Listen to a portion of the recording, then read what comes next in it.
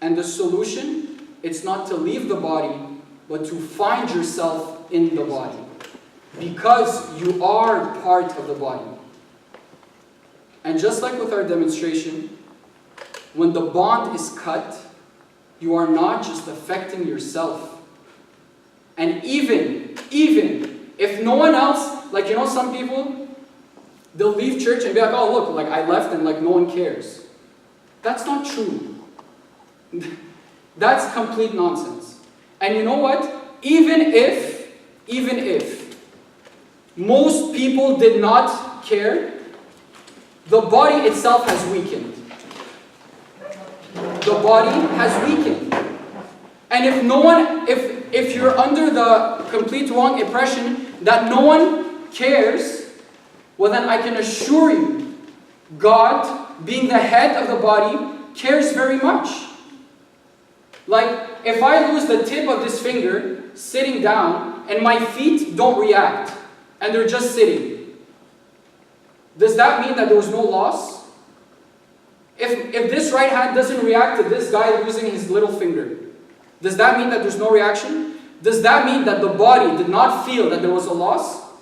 Or is the head, which is the most important part, really feel that he lost something?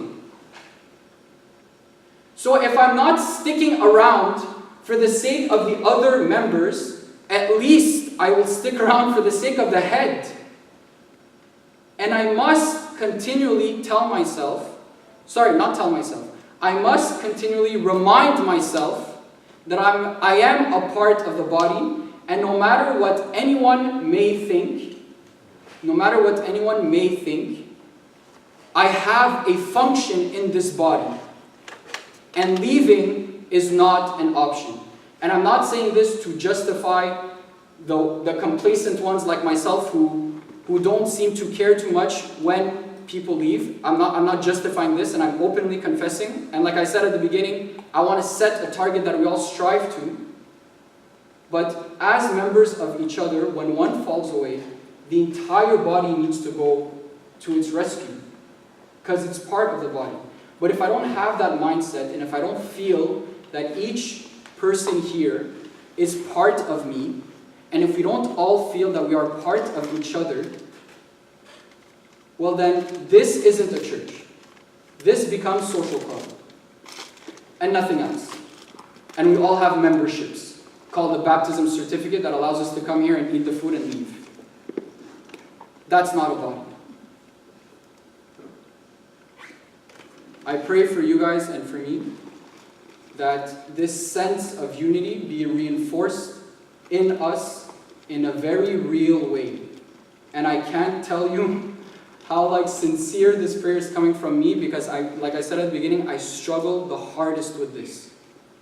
The easiest thing in the world is for me to come, pray in my little corner, me and Jesus, romantic time, and I leave, and that's it, and I have nothing else to do with anyone else in the world.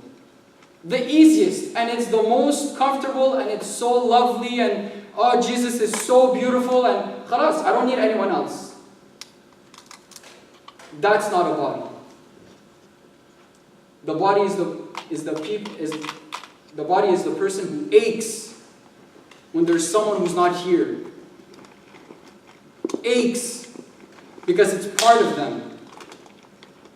Once this is set, then I guarantee you things will change. The unity will change. We spend, like those of you who pray at Bay in the morning, every single morning, this is what we pray for. I, therefore, the prisoner of the Lord, beseech you to have a walk worthy of the calling with which you were called, with all lowliness and gentleness, with long suffering, bearing with one another in love, endeavoring to keep the unity of the Spirit in the bond of peace. There is one body and one Spirit, just as you were called in one hope of your calling. One Lord, one faith, one baptism.